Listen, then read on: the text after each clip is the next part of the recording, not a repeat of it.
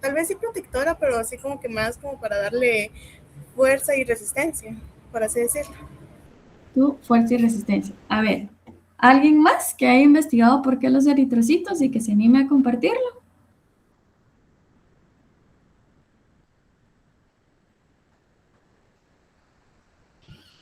A ver, Marco Andrés. Sí. A ver, contame por qué los eritrocitos tienen tanto carbohidrato a nivel de membrana. Pues principalmente porque forman parte de glucoproteínas y glucolípidos, si no estoy mal. Ajá, pero ¿por qué? Pues principalmente para que... Ya se les olvidó. Sí, es que lo había visto ayer, pero Va, no pasa nada, chicos. para ¿Sí? reconocer también, si no estoy mal, y para la determinación Ajá. de los grupos sanguíneos. Sí, reconocimiento. A ver, ¿alguien me levantó la mano por ahí? Por la resistencia vascular, dice Alex. ¿Alguien más? ¿No? Bien. No les voy a dar la respuesta porque realmente quiero que ustedes lo investiguen, pero que no solo lo investiguen, que lo comprendan y lo retengan. ¿Sí?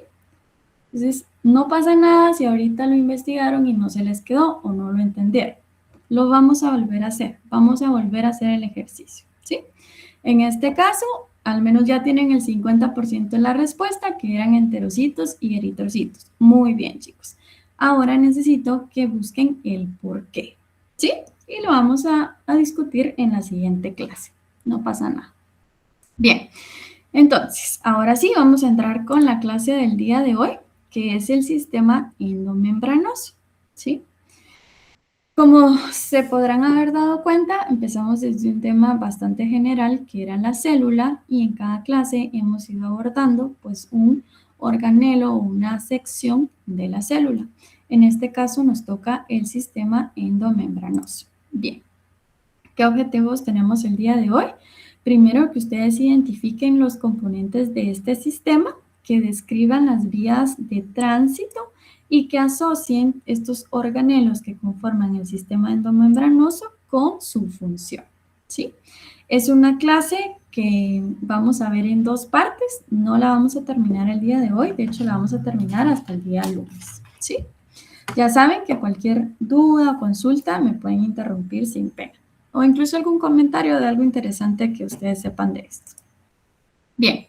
¿Qué contenido vamos a estar abordando el día de hoy? Pues primero vamos a definir qué es el sistema endomembranoso, sus vías de transporte, componentes que tiene, tráfico a través del sistema endomembranoso y finalmente transporte vesicular. Para el día lunes justamente vamos a dejar estos dos subtemas y el día de hoy vamos a intentar abarcar esto. Bien, entonces vamos a empezar definiendo qué es este famoso sistema endomembranoso. Y no es más que una red de membranas internas que tienen las células eucariotas, chicos. Esto es súper importante, porque si ustedes recuerdan nuestra primera clase, las procariotas, realmente ellos no tenían ningún tipo de organelo encerrado por una membrana, ¿sí? Esto es muy característico de las células eucariotas, tanto vegetal como animal. ¿Y qué es lo que van a hacer estas membranitas internas? Pues dividir el citoplasma en diferentes compartimientos funcionales, ¿sí?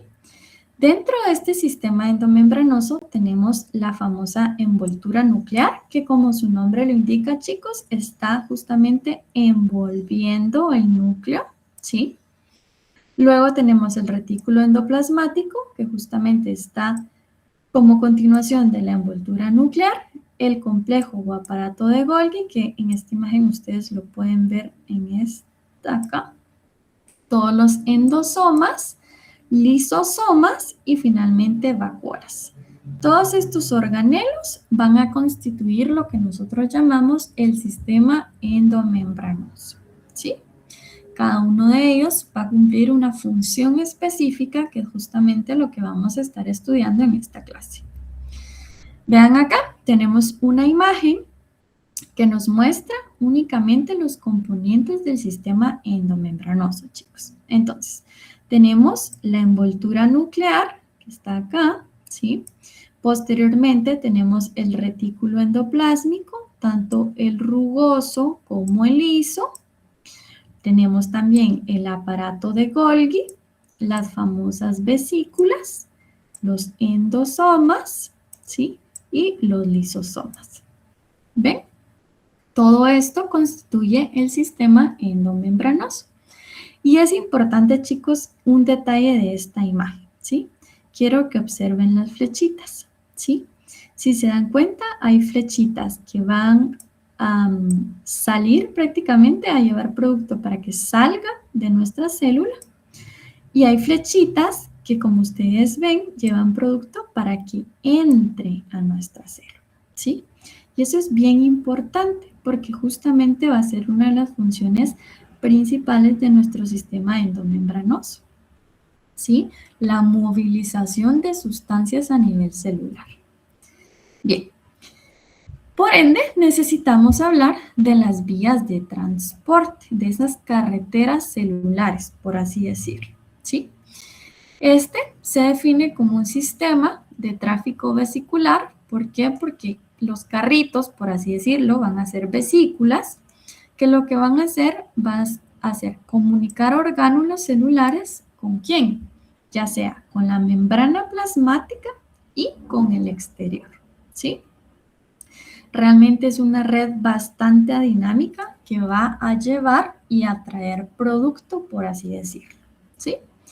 Entonces, dentro de estas dos vías de transporte, chicos, tenemos una vía secretora o biosintética y la otra vía que se llama endocítica.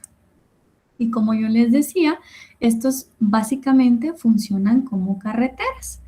En el caso de la vía secretora, va a ser una carretera para llevar producto desde el interior de la célula hacia el exterior.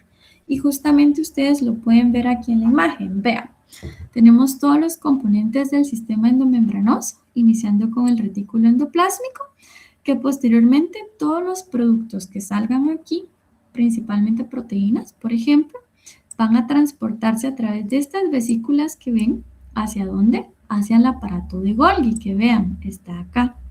En el aparato de Golgi suceden diversos procesos que vamos a ver a continuación, pero básicamente son modificaciones de proteínas y posteriormente vuelven a salir en vesículas esos componentes. Miren, entonces se van transportando ¿hacia dónde? Hacia el exterior de la célula, ¿sí? Entonces esto va a ser la vía secretora, la que va del interior de la célula hacia el exterior. Es decir, la carretera, por así decirlo, que lleva producto, ¿sí?, hacia afuera. Bien, pero por el contrario, la célula también necesita recibir producto del exterior, ¿verdad? Es como un país. Así como él genera todos sus productos de comercialización, por ejemplo, en el caso de Guatemala, exportamos maíz, exportamos frijol, exportamos café, pero también necesitamos consumir productos de otros países. Pues justamente eso pasa en la célula, chicos. Necesitamos que entren nutrientes, por ejemplo, que entren iones, ¿sí? Y eso se va a dar por la vía endocítica.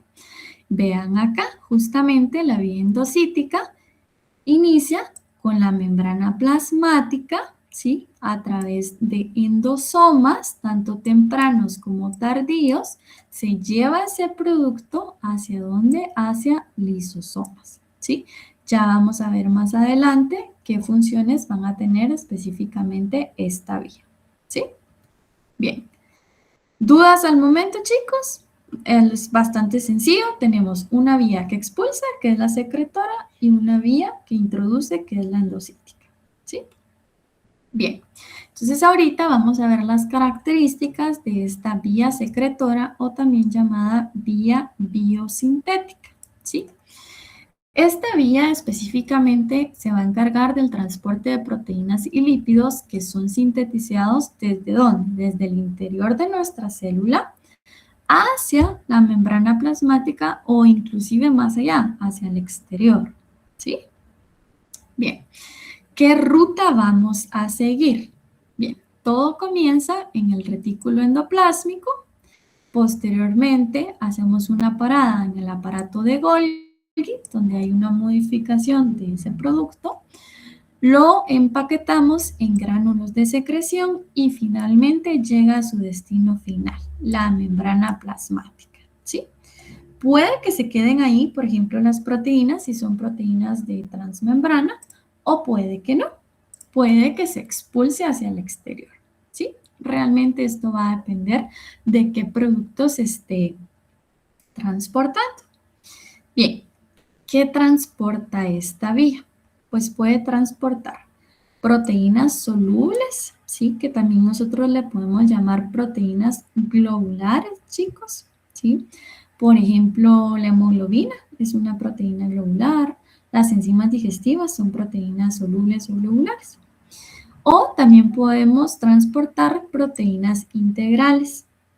En este caso, las proteínas integrales, si ustedes recuerdan de la clase anterior, son proteínas de membrana, ¿sí? A nivel de membrana plasmática. Por ende, como son de membrana, necesitan características anfipáticas. A ver, ¿quién se recuerda qué es una molécula anfipática? Que me lo diga. Me recuerdo que alguien me lo preguntó la vez pasada. Pueden revisar en sus notas. Yo no necesito que todo lo tengan de memoria. O si mal era de que una parte era hidrofílica y la otra hidrofóbica. Sí, muy bien, exactamente, que una misma molécula va a tener dos propiedades opuestas. En este caso, como dice su compañera, una parte era hidrofílica, es decir, que ama el agua, y la otra era hidrofóbica, que odia el agua o la repele. ¿Sí? Muy bien. Bien, entonces, ¿qué ejemplos de estas proteínas podemos tener? Por ejemplo, canales de iones, chicos, que van a estar a nivel de membrana y que van a permitir el paso de diferentes iones que necesita la célula, o inclusive transportadores de moléculas específicas como la glucosa, por ejemplo. Todas esas proteínas se van a quedar a nivel de membrana para permitir el paso de esas moléculas. Pero no solo transporta proteínas esta vía, también transporta lípidos y también transporta polisacáridos, ¿sí? Bien, entonces vean esta imagen. A mí me gustó bastante porque ilustra muy bien justamente la ruta de esta vía secretora. Entonces, todo va a empezar con una instrucción del núcleo, ¿sí? En este caso se da porque hubo un estímulo, ¿sí? Y ese estímulo se tradujo en una transcripción del ADN a ARN, y ahí va a empezar posteriormente un proceso de traducción de este ARN. Ese proceso de traducción se va a dar en el retículo endoplásmico, específicamente en estos círculos de color morado que ustedes pueden observar acá, que son los ribosomas, ¿sí? Que son los orgánulos encargados de la síntesis de proteínas. Bien, entonces esa síntesis se da. Si se dan cuenta acá y se acercan tal vez para observar, hay como unos colochitos o gusanitos de color entre amarillo y anaranjado, pues eso representan las proteínas que se están sintetizando. Aquí se miran mejor, ¿ve? ¿Sí? Entonces se da la síntesis de proteínas. Una vez si se sintetizaron las proteínas, salen tal cual. O sea, aquí está la proteína entera y se le entrega al aparato de Golgi. ¿Cuál es la función del aparato de Golgi? En este caso, va a pasar a través de diferentes cisternas en donde se va a dar una modificación de la proteína, ¿sí? Que le quitan el extremo N-terminal, un proceso de carboxilación, otras modificaciones, la regla, digamos, ¿sí? Entonces, el aparato de Golgi la modifica completamente, la clasifica hacia dónde debe de ir y la empaqueta. La empaqueta en una vesícula y le dice, bueno, usted ya está lista para salir. Y la manda justamente en vesículas secretoras que, como yo les hacía la analogía, pueden ser como esos carritos que llevan el producto o camioncitos. ¿Y hacia dónde se dirige, chicos? En este caso, hacia afuera de la célula y se libera ese producto, ¿sí? Hacia la sangre o hacia los tejidos. Justamente este tipo de transporte se da para, por ejemplo, secretar hormonas que son peptídicas, ¿sí? Que eso se utiliza mucho a nivel de tracto gastrointestinal, específicamente a nivel de intestino delgado, enzimas, por ejemplo, a nivel de estómago y otras proteínas, ¿sí? Bien, ¿dudas con esta vía al momento? Está bastante simple, ¿verdad? Es como se sucede una serie de pasos, ¿para qué? Para llevar el producto hacia afuera. Sin embargo, en esta vía, chicos, vamos a diferenciar dos mecanismos, ¿sí? Un mecanismo constitutivo y un mecanismo regulado. Y esto que les quede para toda la carrera y específicamente para biología molecular, cuando ustedes escuchen la palabra constitutivo, es decir, que siempre va a estar activado todo el tiempo. No va a depender del estímulo. Todo el tiempo va a estar produciendo. ¿Sí? Justamente se mantiene un flujo continuo, ya sea de lípidos o proteínas hacia la membrana y, como les digo, es independiente de señales extracelulares. Es algo que siempre se va a estar produciendo porque siempre se necesita, ¿sí? A diferencia del mecanismo que es regulado. En este caso, como su nombre lo indica, como es regulada la expulsión, pues lo vamos a tener como en stock, como en una bodega. Y esa bodega van a ser nuestras pequeñas vesículas, ¿sí? Que las van a mantener ahí sin problema. Y cuando ya se da una señal extracelular, bueno, dicen, se vino la señal extracelular, libérenla, ¿sí? Y esa liberación es bastante rápida, ¿sí? Bien, de nuevo acá tenemos una imagen que nos explica la vía secretora, donde inicia retículo endoplásmico con síntesis de proteína. Posteriormente se la da al aparato de Golgi, el aparato de Golgi la modifica, la pone bonita la proteína y dice, bueno, ya estás lista para salir, y la manda en vesículas. Las vesículas, ¿hacia dónde van? Hacia afuera de nuestra célula. Este mecanismo, recordemos que puede ser constitutivo, es decir, todo el tiempo se está produciendo como tipo maquila, todo el tiempo se produce esa proteína, o son proteínas que se van a mantener en un stock, en bodega, por así decirlo, y cuando se necesiten, se liberen, ¿sí? Bien. Entonces, eso sería la vía biosintética. Ahora vamos a empezar con la vía endocítica, que es justamente al contrario, ¿sí? Si una saca producto, la otra mete producto. Bien, justamente lo que dice acá. Esta va a internalizar macromoléculas, fluidos o partículas. ¿Desde dónde? Pues desde afuera de la célula, que vendría siendo el espacio extracelular. Y entonces acá la ruta va a ser inversa. Si la anterior, la vía secretora, terminaba con la membrana, esta inicia con la membrana plasmática, ¿sí? Pero es una ruta completamente diferente. Digamos que no es una carretera de ida y vuelta que pasa por los mismos puntos. No, es una carretera completamente diferente la de entrada. Porque sí, inicia de la membrana plasmática, pero pasa por endosomas tempranos, posteriormente por endosomas tardíos y finalmente a los lisosomas, ¿sí? Es una ruta que tiene menos puntos, pero no quiere decir que sea menos importante. De hecho, es sumamente importante, por ejemplo, para la recuperación de lípidos del retículo endoplásmico o para la recuperación de proteínas del retículo endoplásmico.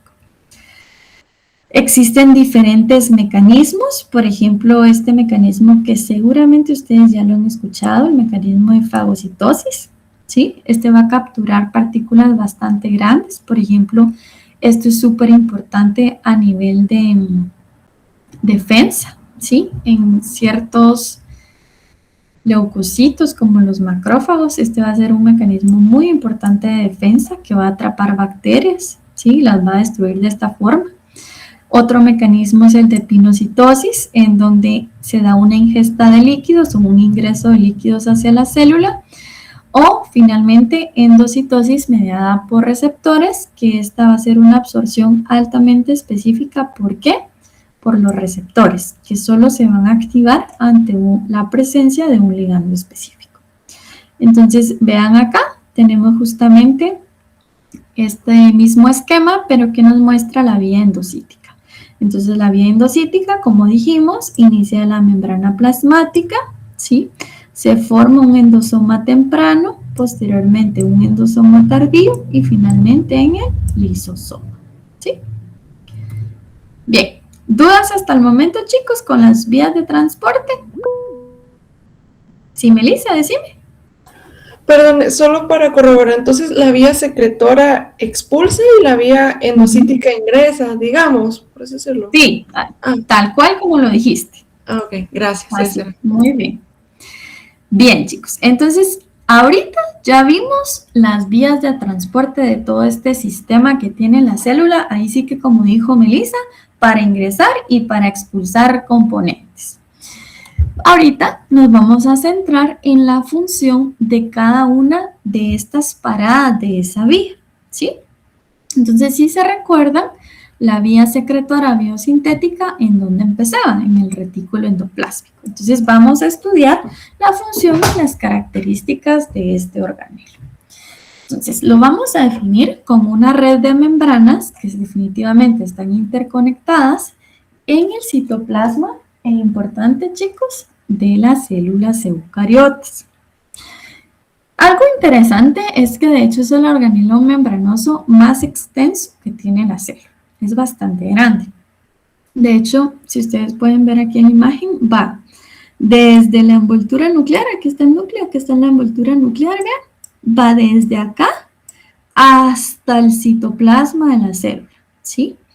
Incluyendo el rugoso y el liso, que vamos a ver cada una de sus características más adelante.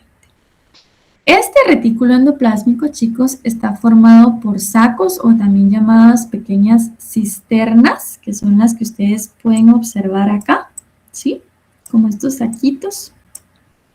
Por túbulos, que pueden observar justo acá en el liso, y por vesículas. Aquí justamente en la imagen no me aparecen vesículas, pero si se recuerdan, yo les dije que cuando el retículo endoplásmico ya terminó de sintetizar el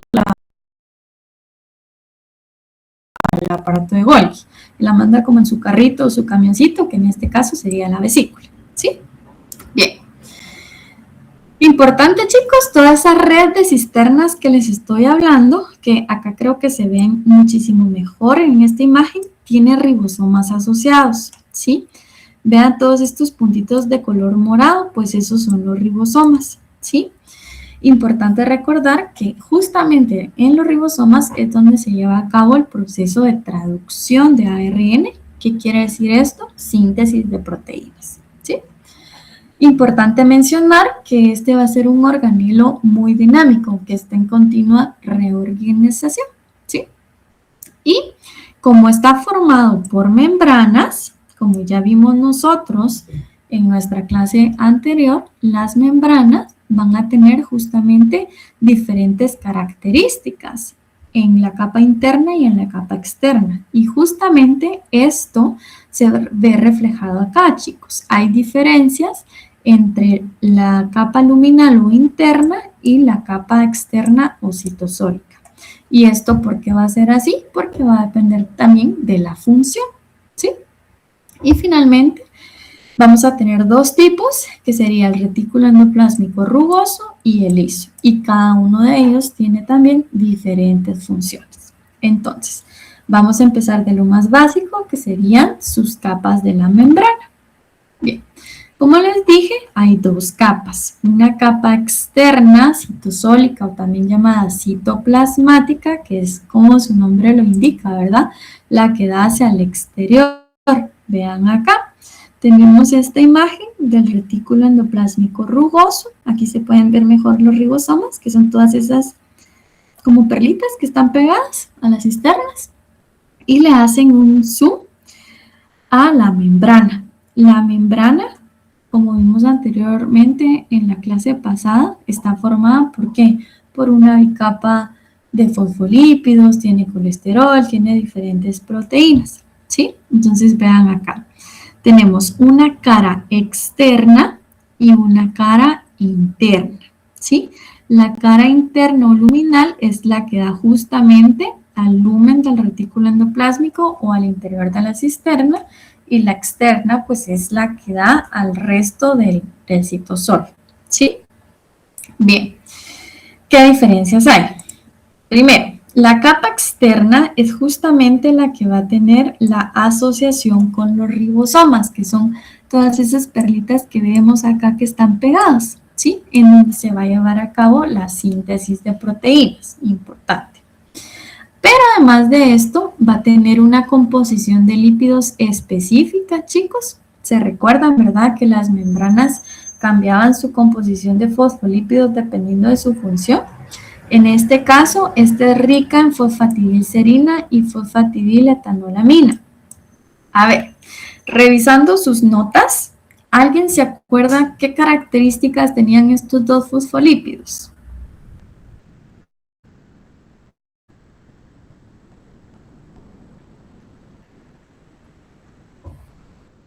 A ver, José Andrés. Sí. Sí, decime, a ver, ¿tú te recordás de tus notas revisar? ¿Qué características tenían estos dos fosfolípidos, la fosfatidilcerina y la fosfatidiletoanolamina?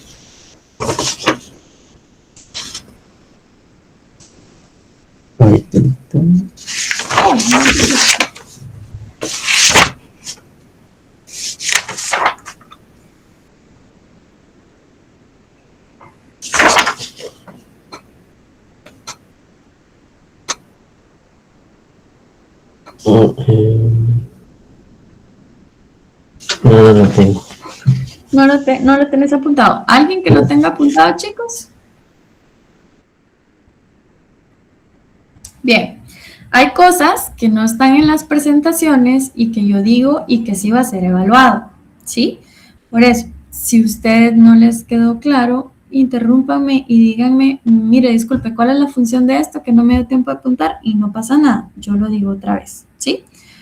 Se los digo de una vez porque no solo lo que está apuntado en la diapositiva va a ser evaluado. Cosas que yo hablo también van a ser evaluadas. Entonces, repasando, la fosfatidilcerina es un fosfolípido que me va a aportar carga negativa, ¿sí? Y va a participar también en señalización celular, pero acá realmente señalización celular no nos interesa tanto como la carga negativa. Y en el caso de la fosfatidiletoanolamina, esta va a contribuir a la curvatura y a la flexibilidad de la membrana. Y si se dan cuenta, las cisternas ¿cómo son? Son curvas, ¿sí? Entonces necesitamos justamente un fosfolípido que permita esa curvatura, ¿sí? ¿Ven cómo le digo que todo en la célula o en el cuerpo tiene una razón de ser? No está ahí porque sí, ¿sí? Todo tiene una función. Y aparte de esto es importante mencionar que las enzimas de esta bicapa van a sintetizar nuevos fosfolípidos, ¿sí? Que eso es importante para la renovación de la membrana. Finalmente tenemos una carga eléctrica neta negativa. ¿Por qué es la carga? Pues porque justamente esta membrana es rica en fosfatidilcerina, ¿sí? Que es un fosfolípido que aporta carga negativa. Bien. Por el contrario, tenemos una capa o cara luminal interna o cisternal, también se le puede llamar. Esta va a tener diferentes funciones. Primero, se considera un entorno de maduración en el cual va a tener un ambiente altamente oxidante y con una alta concentración de iones calcio. Como bien ustedes recordarán de sus clases de químicas, el ion calcio tiene una carga neta positiva. 2 más, ¿se recuerdan? Entonces, justamente, esta capa luminal tiene carga neta positiva, dada ¿por qué? Por el calcio, ¿sí? Aparte de esto, va a tener un contenido proteico importante, que son las chaperonas y algunas enzimas. Estas van a ser de suma importancia en esta capa luminal. ¿Por qué? Porque se encargan del plegamiento y algún tipo de modificación de proteína, ¿sí?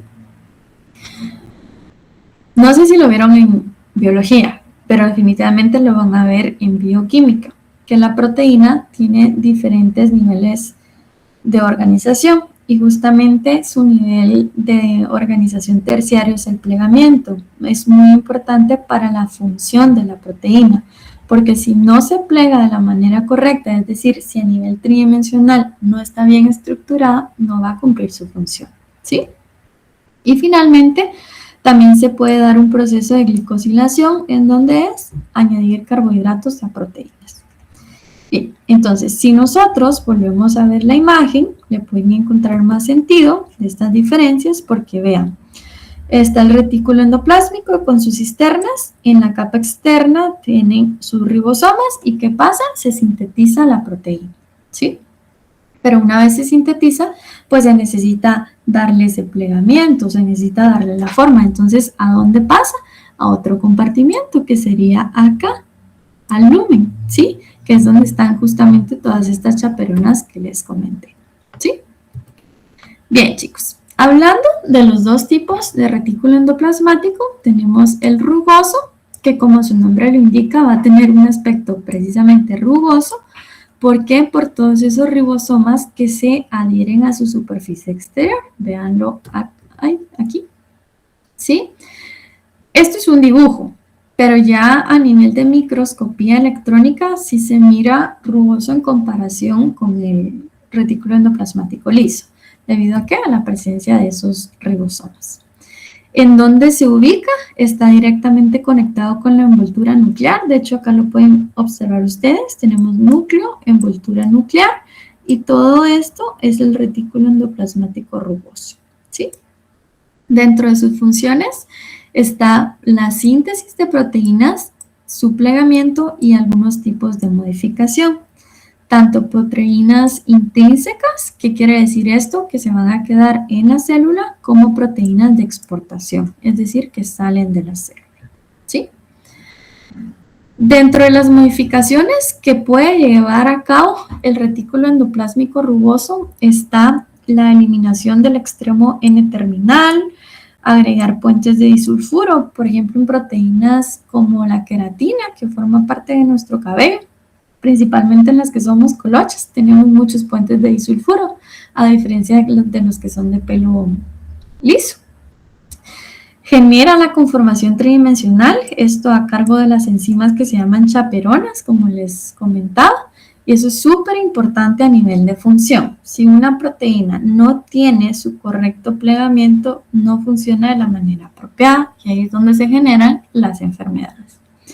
Procesos de carboxilación, agregar carbohidratos, por ejemplo, que se conviertan en glucoproteínas. También puede degradar aquellas proteínas que definitivamente no fueron sintetizadas de la manera correcta, es decir, proteínas defectuosas, y finalmente ensamblar proteínas multiméricas. ¿Qué quiere decir esto? Que están constituidas por múltiples cadenas de polipéptidos, ¿sí? Bien. Entonces, justo acá vean, tenemos síntesis de proteínas que dijimos que se da a nivel de ribosomas. Entonces, acá tienen ustedes toda la síntesis de la proteína, las unidades ribosomales, el ARN de transferencia. Así es como se generan las proteínas secretoras, que en este caso son proteínas que se van a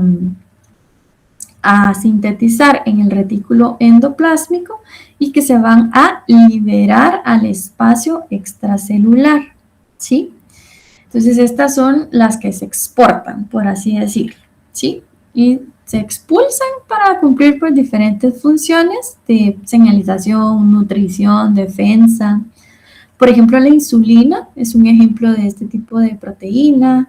Anticuerpos del sistema inmune, enzimas digestivas, son proteínas secretoras. Pero además de eso, también tenemos síntesis de proteínas de transmembrana, que también se van a sintetizar a nivel de retículo endoplásmico, pero estas se van a hacer proteínas integrales. ¿Qué quiere decir esto? Que se van a quedar a nivel de membrana plasmática, ¿sí?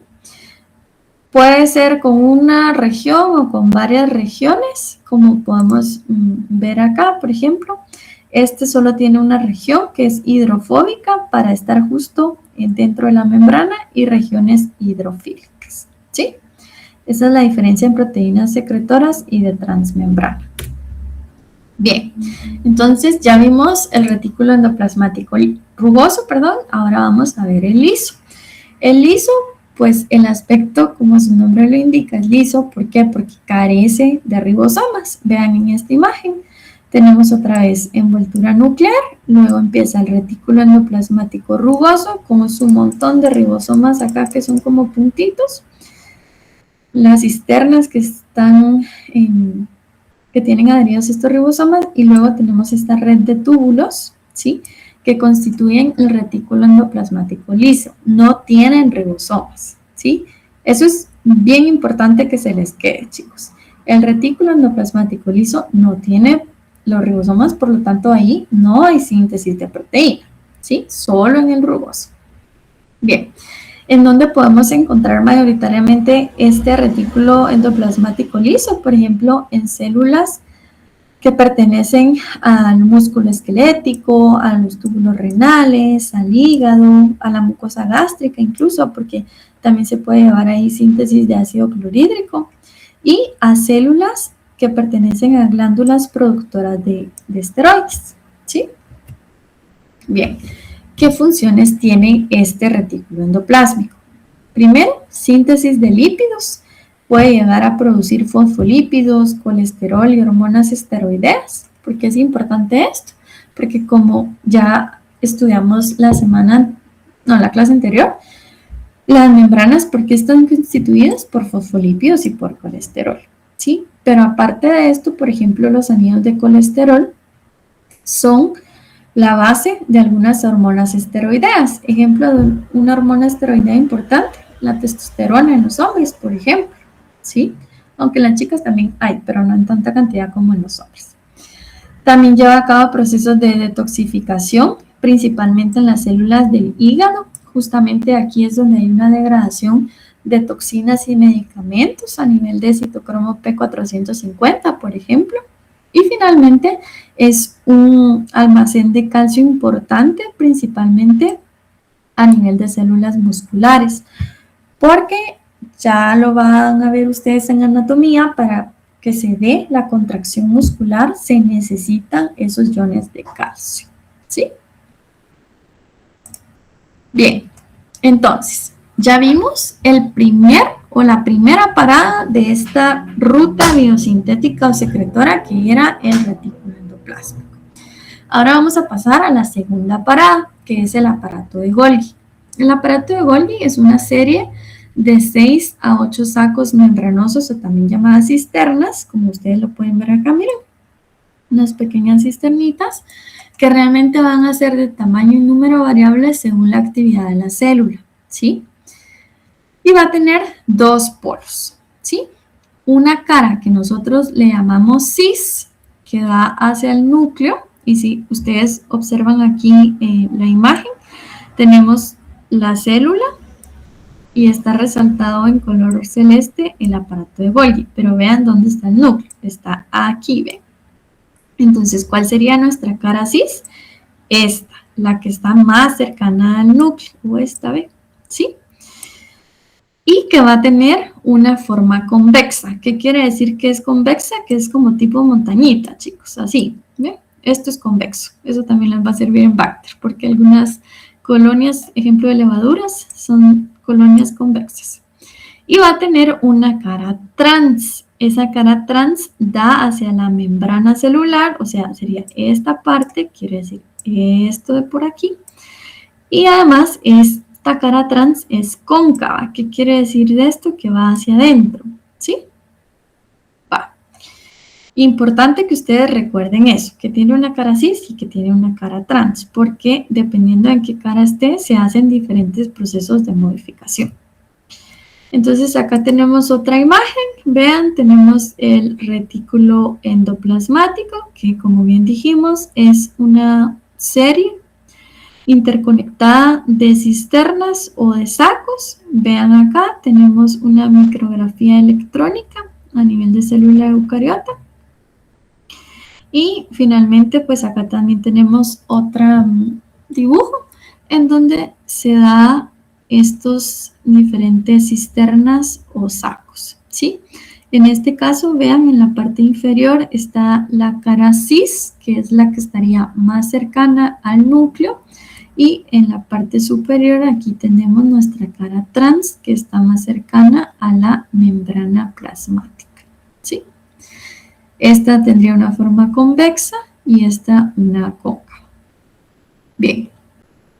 Entonces, ¿qué funciones se dan específicamente en cada parte del aparato de Golgi? En este caso, vamos a ver que del retículo endoplasmático, rugoso específicamente, ¿sí?, van a salir estas pequeñas vesículas con producto. En este caso, ¿qué sería, chicos? Sería proteínas, ¿sí? Estas vesículas van a ir directamente al aparato de Golgi, ¿sí?, en la cara cis, que es la cara que está más cercana al núcleo. Posteriormente atraviesan todo este retículo, este aparato de Golgi, perdón, ¿sí?, en sus diferentes cisternas, y ahí van a haber modificaciones de la misma proteína. A estas modificaciones nosotros le llamamos modificaciones posttraduccionales, ¿sí? ¿Qué significa esto? Que son modificaciones que se hacen después de la traducción, ¿sí? Glicosilación, sumoleación, agregar grupos metilos, de todo, ¿sí? Y finalmente, cuando ya la proteína está lista, ¿qué va a hacer? Se va a liberar, ¿sí?, de su cara trans del aparato de Golgi en pequeñas vesículas, ¿sí? Y esto pues puede ir hacia la membrana plasmática, puede ir afuera de una vez de la célula por secreción, ¿sí?, dependiendo del tipo de proteína que estemos hablando.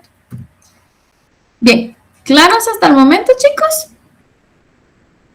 Entonces, si todo está claro, vamos a aplicar lo que hemos aprendido en un ejemplo que es la biosíntesis de la membrana plasmática.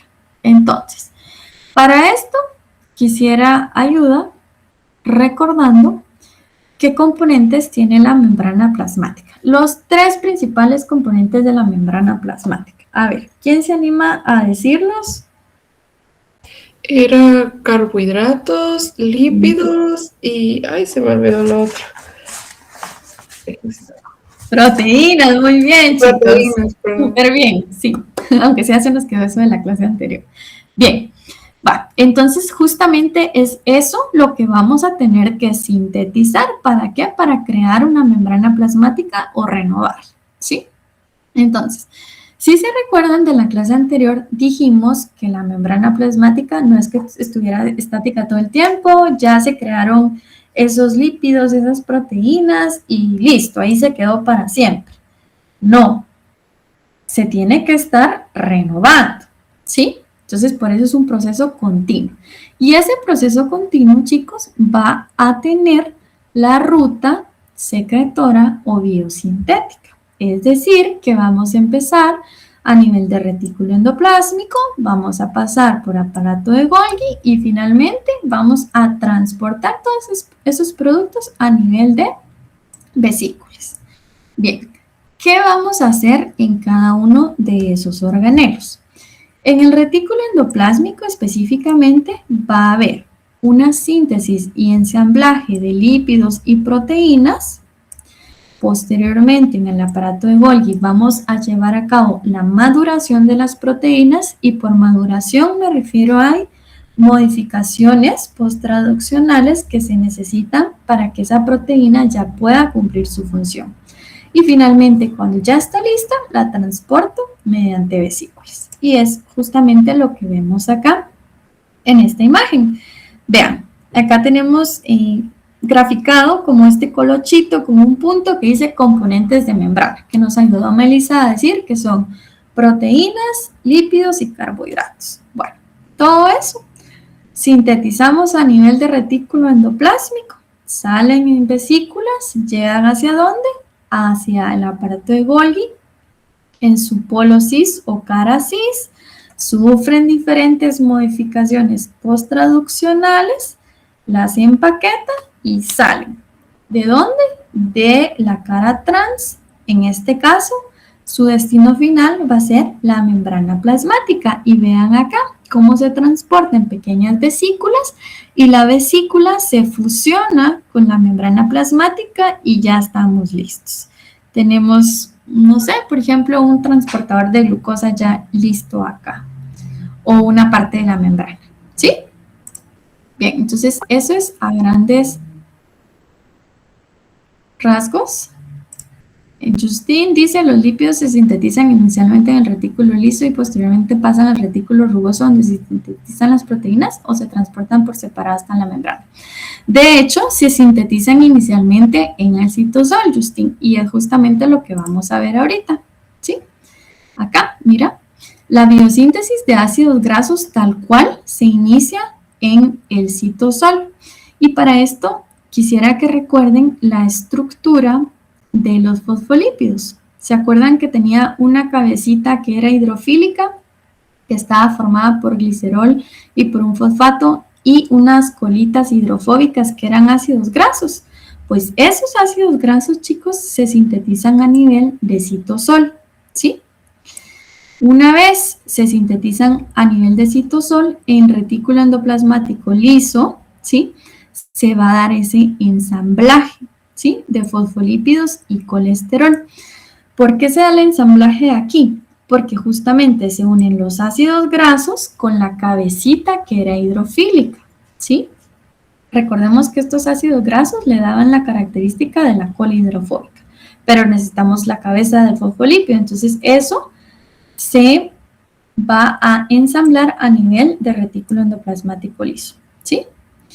Una vez lo tenemos ensamblado, van a actuar unas proteínas que se llaman escramblasas que van a mover lípidos de una capa hacia otra, ¿sí? Porque inicialmente se va a formar una capa con distribución simétrica, ¿sí? Una vez tenemos ya la membranita formada, se manda al aparato de Golgi y ahí empiezan a hacer modificaciones. ¿Quién va a actuar? Las lipases, son otras enzimas. Las lipases se recuerdan de aquel movimiento de flip-flop que vimos la clase anterior que podían dar los fosfolípidos. Pues es necesario para cambiar la simetría de esa membrana y que por lo tanto tenga asimetría, que si se recuerdan era una de las características que vimos la semana pasada que tenían las proteínas, ¿sí? Justin, no sé si con esto se responde tu pregunta. Sí, gracias. Vaya, no tengas pena. Gracias por preguntar porque te adelantaste, ya estabas analizando cómo era el proceso. Bien, chicos, ¿dudas con esto? ¿No? ¿Todo claro? Perfecto. Bueno, nos vamos a quedar hasta acá, ¿sí? Porque ya tenemos los lípidos, ahora vamos a sintetizar proteínas, pero me quiero tomar el tiempo de explicárselos. Entonces lo voy a dejar para la otra clase, ¿sí? Entonces, ¿dudas, chicos, con algo de lo que vimos el día de hoy? Supongo que tienen que analizarlo y asentar bien los conocimientos. Importante que me vayan entendiendo, ¿sí? En cada clase, porque si se dan cuenta, los conceptos que vimos en la clase anterior se unen ahorita para entender muchas cosas, ¿sí? Entonces, si se quedan atrás, no van a entender lo de las clases posteriores. Bien, entonces ya solo les recuerdo otra vez lo de la revisión de literatura, por favor, es el día lunes. Ya creo que Alex les va a postear las instrucciones de cómo bajarlo del Safe Exam Browser para utilizarlo. Supongo que hoy o mañana, ¿sí? Cualquier duda, igual recuerden que me pueden escribir por correo electrónico, ¿bien? Y si nadie tiene ninguna duda, pues, a ver. No me quedó claro. Espérame que no me carga esto. ¿Dónde estaban? Uy, se me perdió el chat. Las escramblasas están a nivel de retículo endoplasmático liso, Nelly, mientras que las flipasas están a nivel de aparato de Golgi. ¿Sí? ¿Ya mejor? Gracias. Vaya, Nelly, no hay pena. Isabel, ¿se puede imprimir el documento y resolverlo a mano? ¿Qué documento estamos hablando? ¿El de la hoja de trabajo?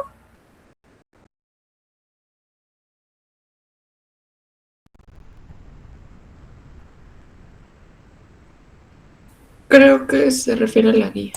La guía. Sí, la guía la puedes, las instrucciones, imprimirlas y resolverlas a mano. Sí, lo importante es lo que les decía a tus compañeros, que sí se resuelva a mano de la forma tradicional, ¿verdad? Como en su lapicero, a mano. No en iPad ni nada de eso. ¿Sí? Bien, ¿alguna otra duda, chicos? ¿Todo bien? Bien, entonces, éxitos en su tarde. No sé si tienen más clases y si no, pues pueden ir a estudiar o tareas. ¿Sí? Los veo el lunes, chicos. Que tengan buen fin de semana. Nos vemos. Igualmente. Adiós. Gracias, feliz tarde. Gracias, nos vemos. Feliz tarde. Licenciada. Adiós.